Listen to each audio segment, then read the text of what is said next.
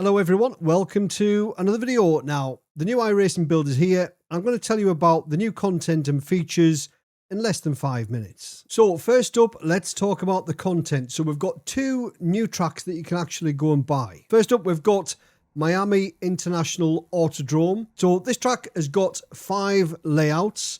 The Grand Prix circuit is 3.3 miles long. And because it's a current Formula 1 track, it's dull. Looks absolutely spectacular, but in my opinion at least, pretty boring. And any frame rate that you were enjoying on other tracks, say goodbye when you jump onto Miami. The next track you can go and buy is Adelaide Street Circuit. So just one configuration with this circuit, and it's 3.2 kilometers in length. Now this one, I can actually see me racing this one, but in cars such as the Mazda, the GR86, the Formula 4. Anything with a bit more power, it's going to be chaos. And like Miami, any frames that you had on previous tracks, they're going to be gone at Adelaide. So we've got a new track configuration at Lucas Oil Speedway. If you like your off-road stuff, you're going to absolutely love this. Pretty long for an off-road circuit, and it's got a couple of tabletops. And also there's been a rallycross layout added to Winton Motor Raceway. Final thing about circuits,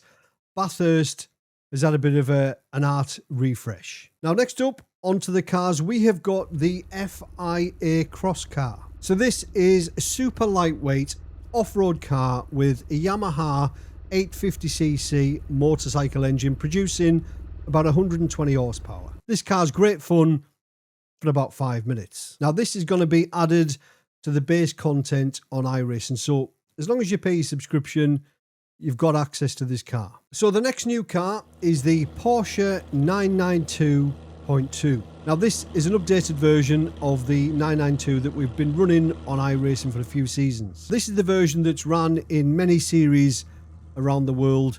This is the one with ABS and traction control. Now, I've got to admit, I really wanted to hate this car. You know, I wanted to kind of bang my fist on the desk and say, no, I want the old one. But this one's actually pretty good fun. I did some racing last week at Snetterton 200 in the old Porsche Cup car. So, of course, I took the new one there. And this one was brilliant fun. It was much quicker, as you would expect, than the old one, probably about 7 or 8 tenths. But it still felt the same, but safer. And the good news is, if you owned the old Porsche Cup car, you get this one for free. So, final thing about cars, the GR86 has had a complete physics overhaul. I've taken it out for a few laps around Adelaide, and I can confirm it does feel less bouncy. Now, onto quality of life stuff.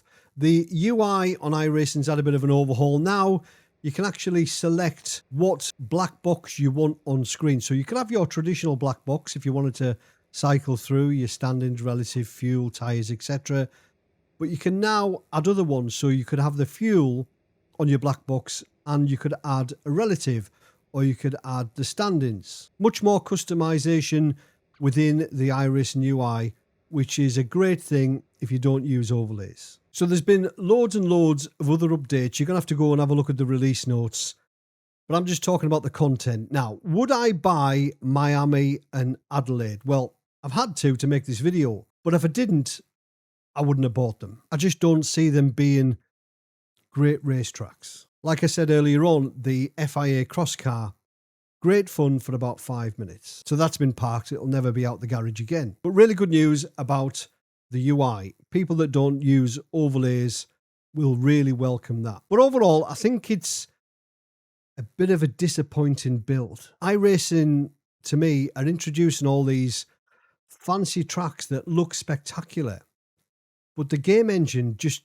can't keep up. I don't think anybody's going to be running either Adelaide or Miami on triples with all the bells and whistles turned on and getting high frame rates. So there's not really much that's going to interest me in the new build apart from the new Porsche Cup car. I'm keen to see what the racing's like with that car. It's undoubtedly going to keep more people on track because it's much easier to drive. But let me know what you think of the build down below in the comments. Do you like Miami? Do you like Adelaide? Is it just a me thing? Probably is, to be fair. But as always, thanks for watching. Have a great week. See you later. Cheers.